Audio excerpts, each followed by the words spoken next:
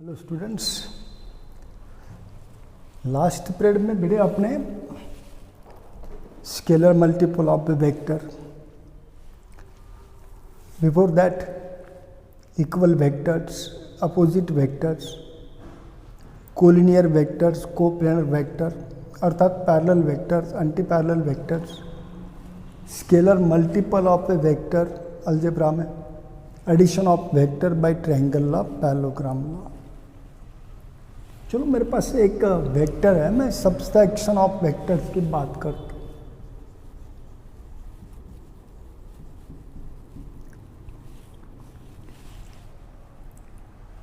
एक वेक्टर है मेरे पास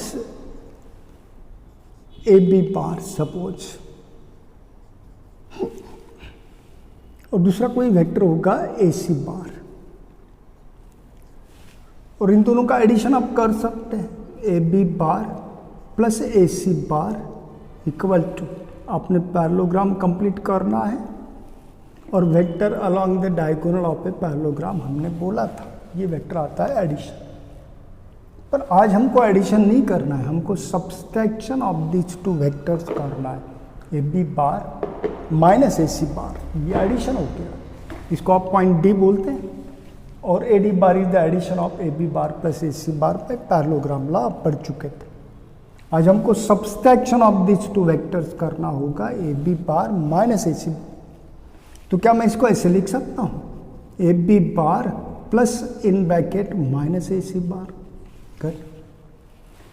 अब ये A B bar plus addition ही कर रहे हैं, पर ये दो वेक्टर ए बी बार तो एज इट इज है, पर यहाँ पे माइनस ए सी बार है। हमको मालूम है ये वेक्टर अगर ए सी बार होगा तो उतना ही मैग्नीट्यूड अपोजिट इन डायरेक्शन एक वेक्टर हो गया आपका ए सी बार। ऑफकोर्स ए सी बार और minus A C bar negative vector है, तो मैग्नीट्यूड सेम है, डायरेक्शन जस्ट अपोजिट है। और यहाँ पे फिर पैरेललोग्राम कंस्ट्रक्ट करो, फिर इन दोनों का सब्सट्रैक्शन होगा ए B bar minus A C bar, मतलब A B bar plus minus A C bar, तो बाय पैरेललोग्राम वेक्टर आता है दिस वन, और कोई पॉइंट बोल दो दैट्स इक्वल टू ए ई बार। इसे काम में आ जाएगा बाद में, अभी मैंने शॉर्टली बता दिया what is subtraction of vectors. Good, तो एडिशन ऑफ वेक्टर्स से आप सब्सट्रैक्शन ऑफ वेक्टर्स भी अभी कर सकते हैं। सामने हमको देखना है difference of vectors, resultant of vectors. पहले कुछ अलजेब्रा में एक केस पढ़ते ना, product of vectors, product of vectors. अब हमें पता है कि आपके पास कोई स्केलर क्वांटिटी होती है 2, suppose x and y are scalars. आपके हाई स्कूल में अलजेब्रा में तो आप let some quantity equal to x and another quantity equal to y का भी स्केलर कंसिडर करते थे। तो x एंड y स्केलर है, तो x एंड y का प्रोडक्ट तो मैं कभी कभी ऐसा भी लिखता हूँ, x इंटू वाई कभी कभी ऐसा भी लिखते हैं, और x इंटू वाई आप ऐसा भी लिखते हैं, x इंटू वाई सिंपली ऐसा भी लिखते हैं, सभी सेम होता है जब स्केलर है।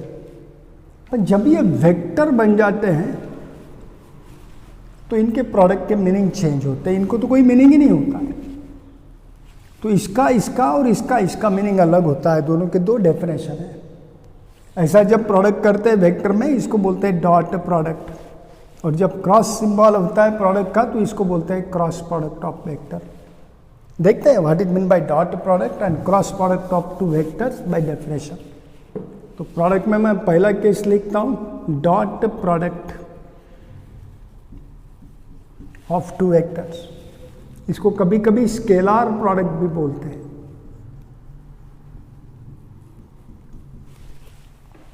तो what is mean by dot product of two vectors, what is scalar vector. समझो मेरे पास कोई दो वेक्टर है, एक वेक्टर होगा ए बार, जैसा कि ये पोजीशन वेक्टर ऑफ पॉइंट है विथ रिस्पेक्ट टू ओरिजिन होगा, पहले से लेक्चर देखा करो, रिपीट करो। दूसरा वेक्टर है मेरे पास बी बार, और दोनों वेक्टर में कोई एंगल होगा थीटा, में भी एक्यूट। अब इन दोनों वेक्टर का प्रोडक्ट करना है, तो ए bar and B bar any two vectors and theta angle between them, then the dot product is given by magnitude of first into magnitude of second into cosine of angle between them. Magnitude of vector A bar को आप simply A बोल सकते हैं, magnitude of vector को simply B into cos theta. आप सब जानते हैं what is mean by magnitude, length of a vector, scalar quantity related to vector is the magnitude. तो if A bar and B bar any two vectors, theta angle between them, then their dot product is given by A into B into cos theta, magnitude of first into magnitude of second into cosine of angle between them, or denoted by A bar dot B bar, ऐसा लिखते हैं short. तो अभी आप timing ऐसा लिख दो, A bar dot B bar, ये होता है dot product of two vector का नोटेशन। एंड देयरफॉर मैं लिखता हूँ A bar dot B bar equal to magnitude of first magnitude of second into cosine of angle between them. ये होता है डॉट प्रोडक्ट का definition. If A bar and B bar any two vectors, theta angle between them, then the dot product is given by magnitude of first magnitude of second into cosine of angle between them. आप magnitude ऐसा भी लिख सकते हैं, और उनका dot product denoted by the formula A bar dot B bar, and therefore A bar dot B bar equal to A B cos theta. ये होता है डॉट प्रोडक्ट का डेफिनेशन, ध्यान में आया होगा। तो what is dot product of two vectors, ध्यान में रखो, एनी टू वेक्टर्स, एक ए बार होगा एक वेक्टर बी बार होगा, और दोनों के बीच में का एंगल थीटा है। अब एंगल बिटवीन टू वेक्टर्स का मीनिंग होता है कि angle between their directions actually. A bar and B bar बताऊंगा एंगल कैसे मेजर करते। तो ए bar and B bar any two vectors and theta angle between them, then their dot product denoted by A bar dot B bar, और मिलता है by definition A B cos theta, magnitude of first into magnitude of second into cosine of angle between them. ध्यान में आ गया। अब ये magnitude of first vector मतलब लेंथ ऑफ ए वेक्टर होता है, scalar quantity related to vector होता है। तो ये स्केलर है, बी भी स्केलर है, मैग्नीट्यूड है, और कोसाइन ऑफ एंगल तो नंबर ही आता है, आपको पता है वो रेशो होता है। जैसे आपको पता है cos 30 √3/2, cos 60 1/2, तो ये भी नंबर है, स्केलर है। और तीनों भी स्केलर का प्रोडक्ट, पूरी क्वांटिटी स्केलर है। तो dot product of two vector is a scalar quantity, therefore called as scalar product also.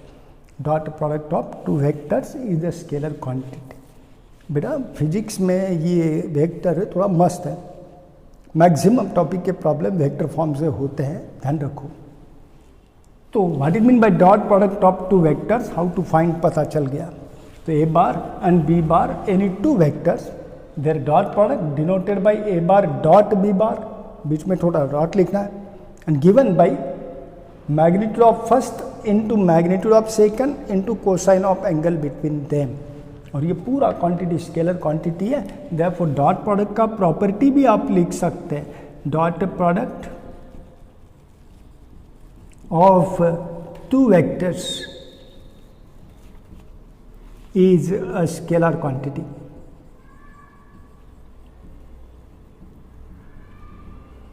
ध्यान में रखो, गुड, ध्यान में आई था, गुड। बात करते हैं एंगल बिटवीन टू वेक्टर्स।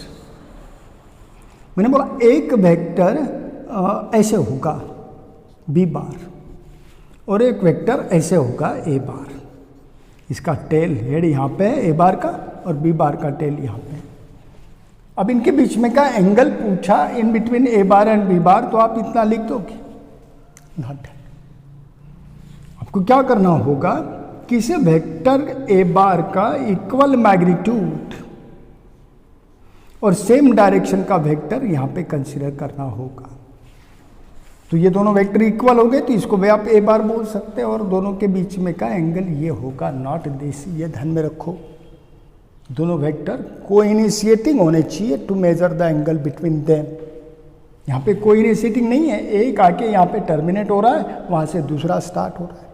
एक का हेड जहाँ पे है वहाँ पे दूसरे का टेल है, ऐसा नहीं होना चाहिए।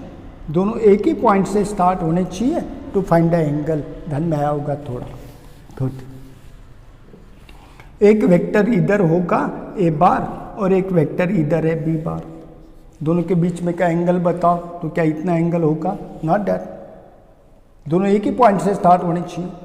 तो आप क्या करो, एक तो ए बार का इक्वल वेक्टर यहाँ पे कंसीडर करो बी बार के टेल पे, या फिर ए बार के टेल पे बी बार को कंसीडर करो। बेस्ट होगा मैं बी बार को ही इधर शिफ्ट कर देता हूँ। हमको पता है two vector equal in magnitude, मतलब लेंथ सेम डायरेक्शन सेम, तो दोनों वेक्टर इक्वल हो गए। तो बी बार को बाय यूजिंग इक्वालिटी मैंने यहाँ पे शिफ्ट करा। अब दोनों वेक्टर एक ही पॉइंट से स्टार्ट हो रहे हैं और उनके डायरेक्शन में इतना एंगल आता है, आप मेजर कर सकते हैं, वो होगा angle between two vector, not this. या फिर आप ऐसा भी कर सकते हैं, बी बार को शिफ्ट करने के बजाय आप ए बार को भी शिफ्ट कर सकते हैं। तो ये ए बार अपन कहाँ पे शिफ्ट करोगे? जिसके साथ एंगल मेजर कर रहे हैं उसके टेल पे।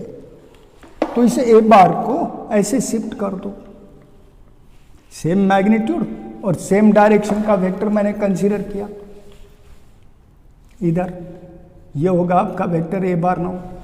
अब ये ए बार यहाँ से शिफ्ट यहाँ पे हो गया बाय इक्वालिटी, तो दोनों के डायरेक्शन में जो एंगल होता है वो होता है एंगल बिटवीन टू वेक्टर्स, ध्यान में आया होगा। तो जरा डॉट प्रोडक्ट में ये ध्यान में रखो, ए बार बी बार एक ही पॉइंट से स्टार्ट हो रहे हैं, दोनों के टेल कोइंसाइड होने चाहिए और एंगल उनके डायरेक्शन में मेजर करते हैं, समझा? अगर उनके टेल कोइंसाइड नहीं हो रहे, एक का हेड और दूसरे का टेल, तो एक को आप शिफ्ट कर दो बाय यूजिंग इक्वालिटी, ताकि दोनों के टेल कोइंसाइड हो जाए और फिर angle between two vector measure करते हैं। तो मैन ये होता है dot product. The two vectors a bar and b bar, angle between them theta, then the dot product denoted by a bar dot b bar and given by magnitude of first, magnitude of second into cosine of angle between them. Good. तो मैंने बोला कि dot product of two vector is a पूरी scalar quantity है and therefore that product is called as scalar product also. तो products of vector में dot product हमने देखे और मैं लिख देता हूँ A bar dot B bar equal to A B cosine of angle between them. कोई इशू? गुड। मैंने पहले ही केस में बोला कि dot product of two vectors is a scalar quantity.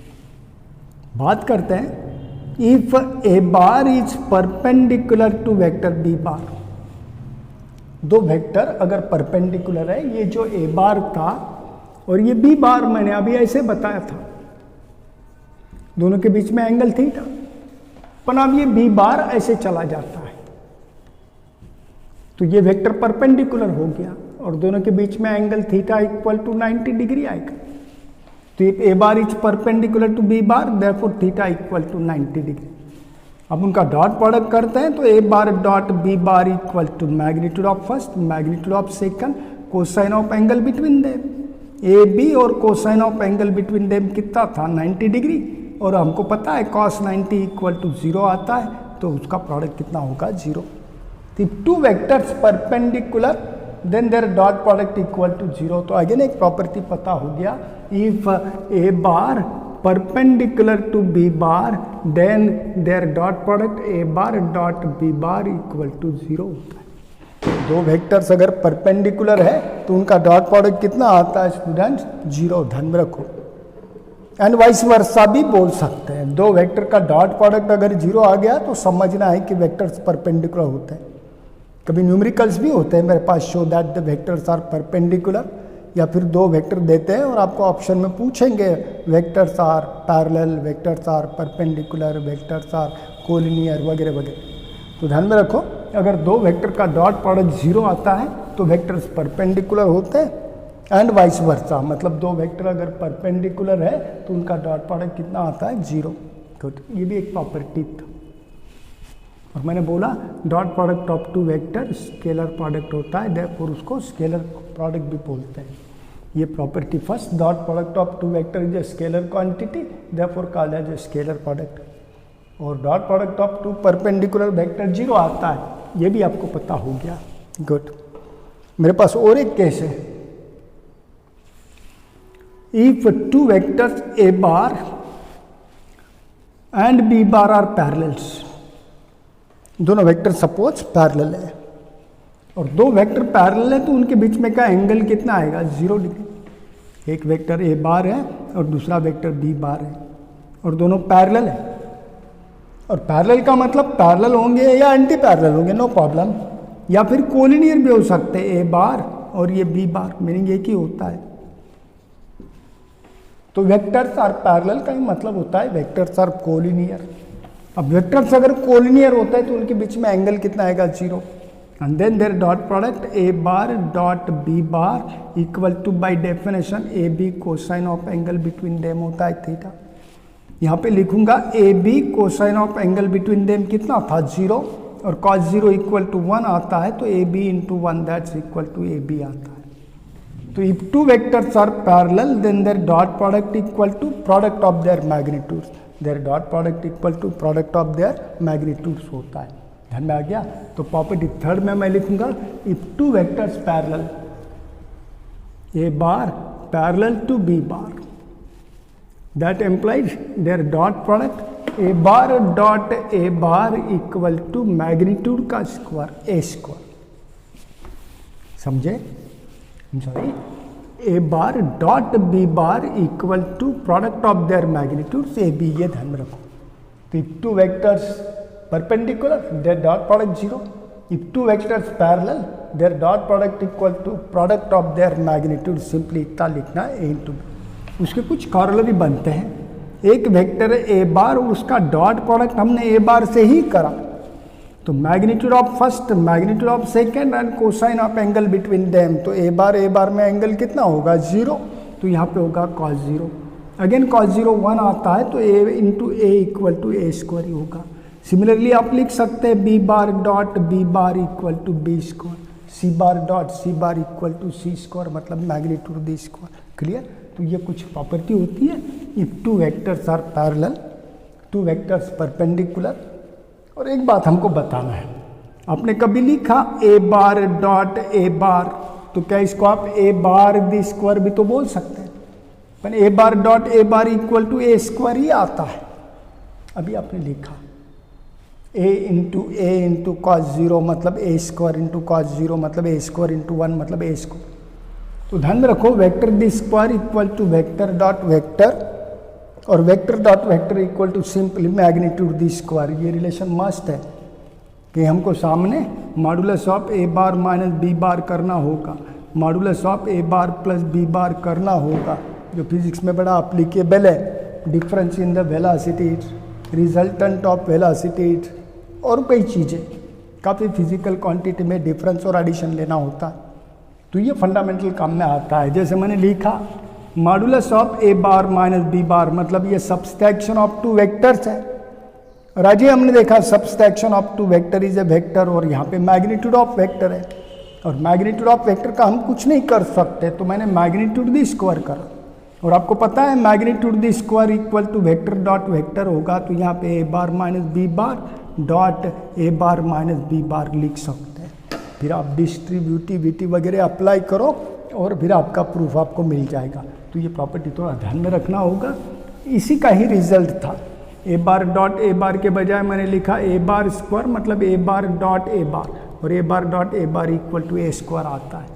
B bar the square equal to B bar dot B bar equal to simply b square आता है। Note कर लिया आप करो। ये थे कुछ प्रॉपर्टीज।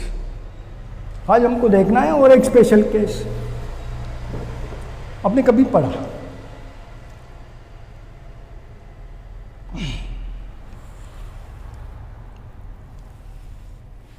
कि आपके पास एक्स एक्सिस है, वाई एक्सिस है प्लेन में, 2 डायमेंशन में, और स्पेस में जाते हैं तो इसको एक और एक्सिस परपेंडिकुलर आता है, दैट वन जेड एक्सिस,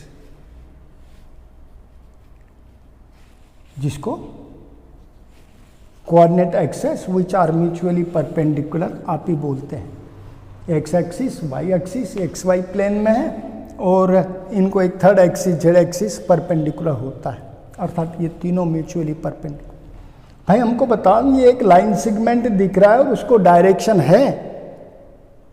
अब डायरेक्शन है तो इसके अक्रॉस अलॉन्ग एक यूनिट वेक्टर होता है जिसको हम आई कैप बोलते हैं। और वाई एक्सिस भी तो एक डायरेक्शन रिप्रेजेंट कर रहा है वेक्टर, और हर एक वेक्टर के अलॉन्ग यूनिट वेक्टर होता है, आपने देखा है। तो यहाँ पे यूनिट वेक्टर होगा जे कैप। सिमिलरली जेड एक्सिस भी एक डायरेक्शन रिप्रेजेंट कर रहा है, वेक्टर ही है, और उसके अलॉन्ग यूनिट वेक्टर होता है के कैप। तो हमने पूछा i cap, j cap and के cap, these are the unit vectors along x axis, y axis and z axis respectively, अर्थात positive x axis, positive y axis, positive z axis respectively। अभी x axis, y axis, z axis mutually perpendicular थे, तो ये i j के भी mutually perpendicular unit vector बोलते हैं। तो इनको टुगेदर बोलते हैं triad of mutually perpendicular unit vectors together i j के।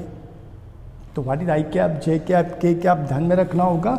यूनिट वेक्टर है along positive direction of x axis, अर्थात इसका मैग्नीट्यूड 1 है, ये सिर्फ डायरेक्शन रिप्रेजेंट करता है पॉजिटिव एक्स एक्सिस की। जे कैप को बोलते हैं unit vector along y axis, positive y axis, और के कैप होता है unit vector along positive z axis. समझ में आया?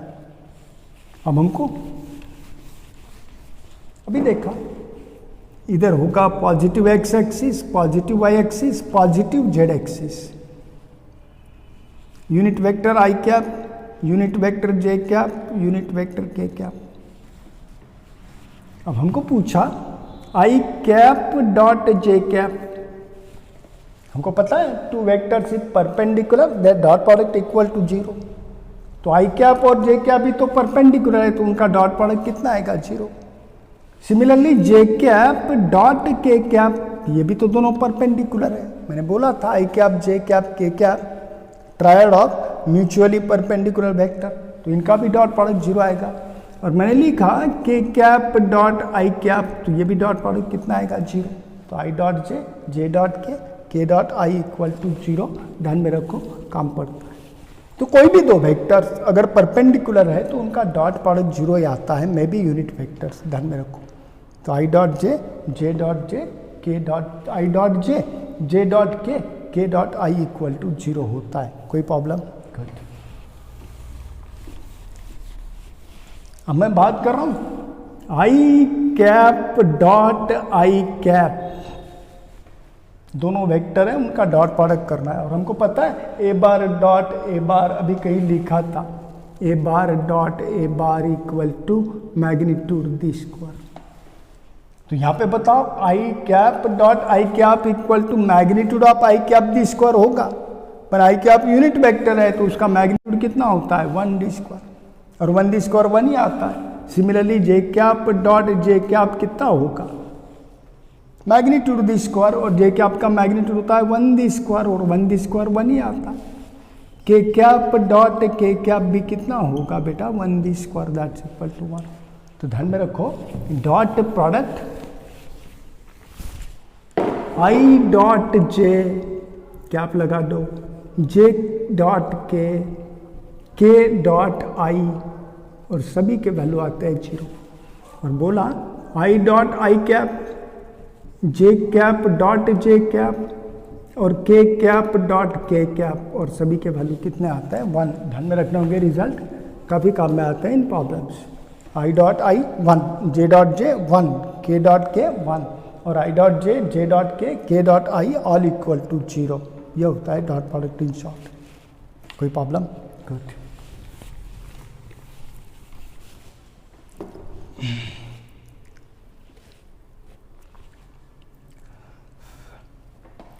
हमने देखा है keep a bar and B bar any two vectors, और theta angle between them, then their dot product A bar dot B bar equal to A B cos of theta. यहाँ पे A B होता है magnitude of first into magnitude of second, क्योंकि इस पर से आप लिख सकते हैं cos theta equal to A bar dot B bar upon A B. समझा? तो बाय यूजिंग दिस आपको angle between this two vectors भी निकालते आता है, अगर यदि आपको डॉट प्रोडक्ट करते आए तो। समझ में आया? गुड। तो ये होता है formula to find angle between two vectors. अब अगर आपका थीटा एक्यूट एंगल होता है लेस देन 90, तो हमको मालूम है इस केस में cosine of acute angle positive होता है, और एंगल थीटा 90 से ग्रेटर है तो कोसाइन ऑफ थीटा नेगेटिव आता है। तो यहाँ पे कॉस थीटा पॉजिटिव होगा, तो इन दैट केस आपको फार्मूला चेंज करना होता है, cos theta equal to modulus of A bar dot B bar upon A B. और मॉड साइन इसलिए रखा कि cosine of acute angle positive आना चाहिए, और कोई भी क्वांटिटी अगर आप मॉड में रखते हैं तो उसका पॉजिटिव वैल्यू रिलेटेड आप लेते हैं, ध्यान में आया होगा। गुड। तो ये होता है कुछ dot product of two vectors की बात।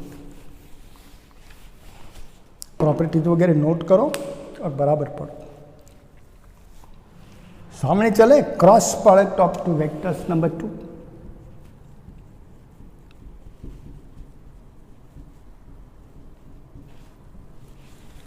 हमने बोला था कि dot product of two vector is a scalar quantity, और cross product of two vector is vector quantity आता है, देयरफॉर उसको वेक्टर प्रोडक्ट भी बोलते हैं। डॉट प्रोडक्ट को हमने स्केलर प्रोडक्ट बोला था, अभी देखा है। डिफाइन करते हैं क्रॉस प्रोडक्ट। अगर मेरे पास दो वेक्टर है, एक होगा ए बार और एक वेक्टर होगा बी बार, और दोनों में एंगल होगा थीटा, और बताता हूँ कि ये दोनों वेक्टर आपके इस प्लेन ऑफ बोर्ड में है, बोर्ड के प्लेन पे है। ये प्लेन रहा दोनों वेक्टर का, ए बार और यहाँ पे बी बार।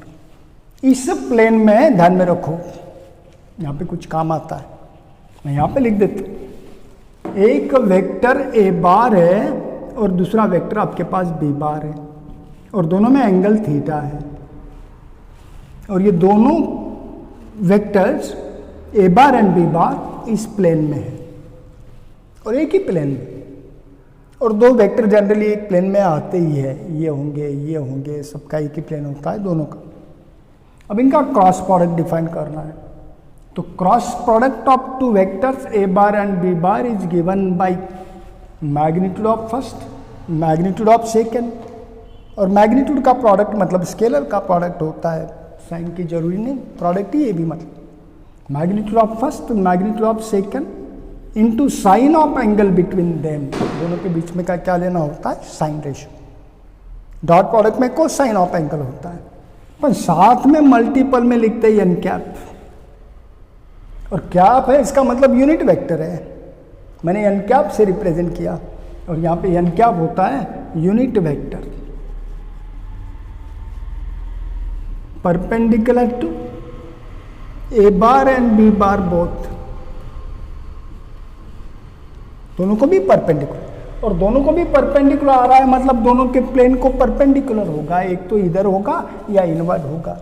तो यहाँ पे एन क्या होता है, unit vector perpendicular to A bar and B bar both, and सामने लिखते हैं obey right handed thumb rule.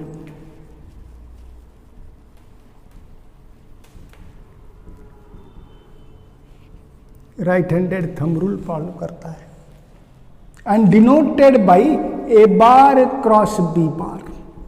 तो क्रॉस प्रोडक्ट को डिनोट करते हैं a bar cross b bar, dot product को डिनोट किया था a bar dot B bar, and therefore हमने लिखा a bar cross b bar equal to magnitude of first, magnitude of second into sine of angle between them into n cap. ये होता है आपके cross product का definition.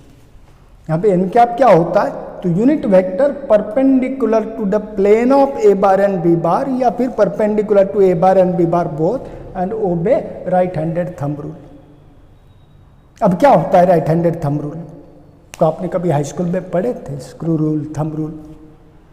भाई ये आपका ए बार है और ये बी बार है, थीटा एंगल बिटवीन देम है, और प्रोडक्ट आप कर रहे हैं a bar cross b bar, order must है यहाँ पे, पहले ए बार है और बाद में बी बार है। तो जब हम प्रोडक्ट कर रहे हैं तो ए bar to B bar, a bar cross b bar, पहले ए बार आता है बाद में बी बार आता है। तो हमको जाना होगा ए बार टू बी बार, तो आपका जो राइट हैंड है फिंगर आपको कर्ल करना है in the direction of product. हम पहले ए बार में थे और जा रहे किधर, b bar, a bar to B bar, तो फिंगर कर्ल कर दो, और जिस डायरेक्शन में स्ट्रेच्ड थंब आता है वो होता है डायरेक्शन ऑफ एन कैप। किसका डायरेक्शन होता है? N cap. तो आपका एन कैप इस केस में इधर मिलेगा परपेंडिकुलर, इधर। ध्यान में आया होगा।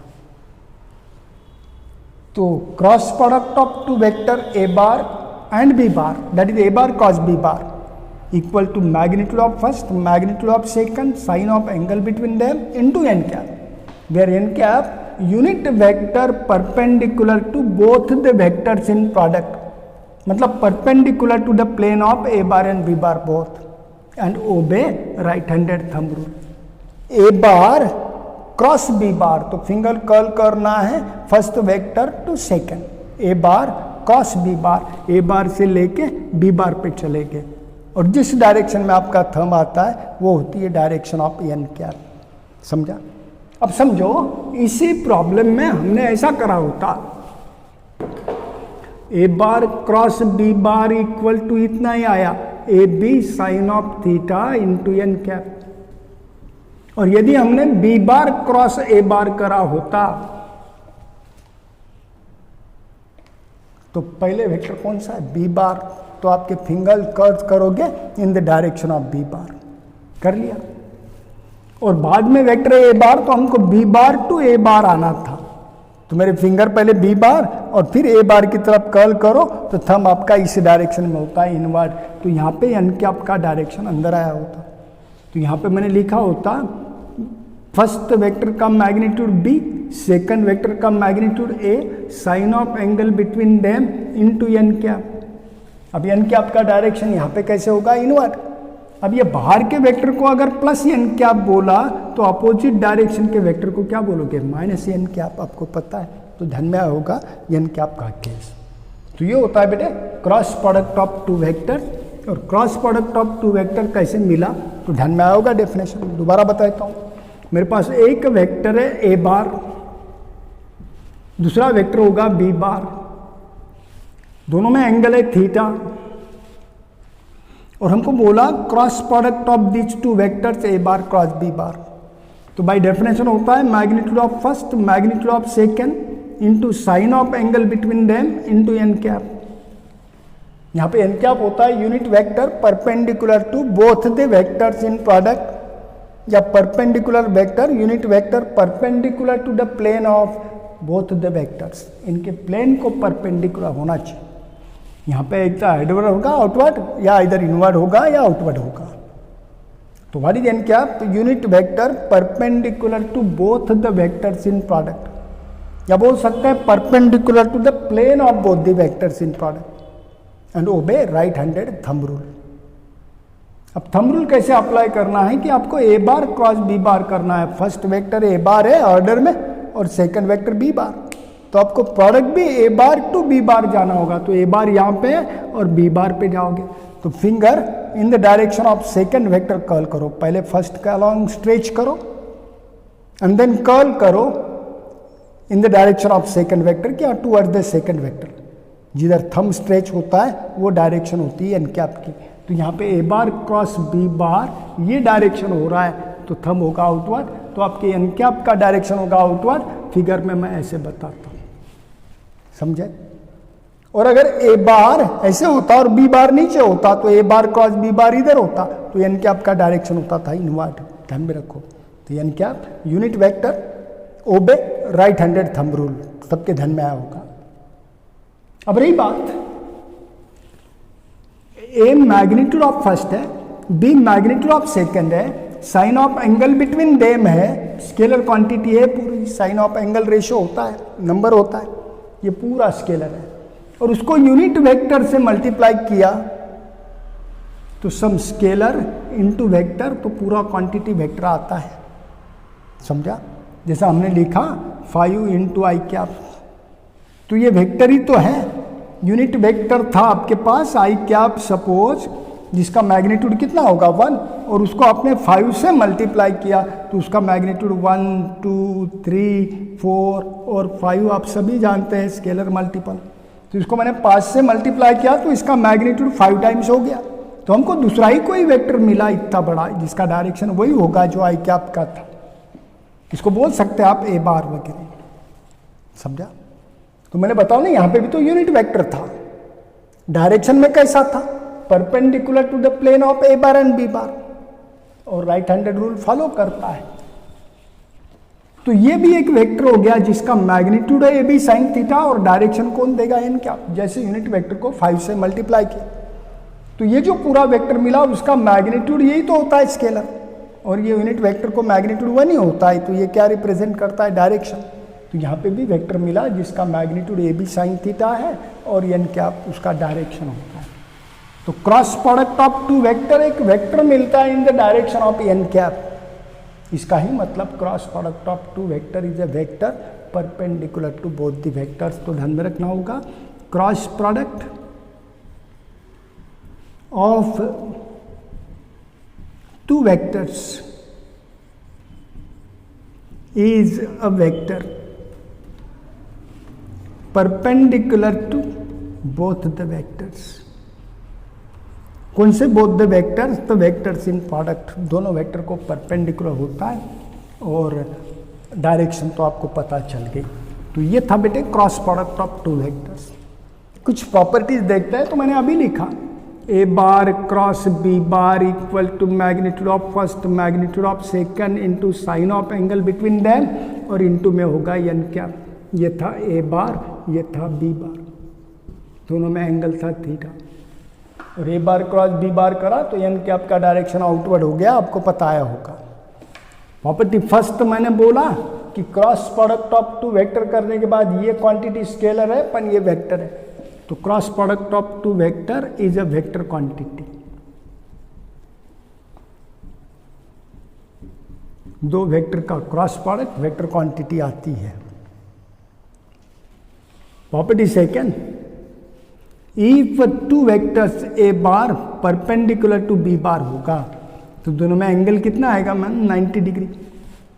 Therefore a bar cross b bar equal to magnitude of first magnitude of second sine of angle between them into n क्या, और साइन 90 का वैल्यू 1 होता है, तो यहाँ पे सिंपली लिख दो ए बी इंटू एन क्या, इसका कभी काम नहीं पड़ेगा, अपन लिख देते हैं।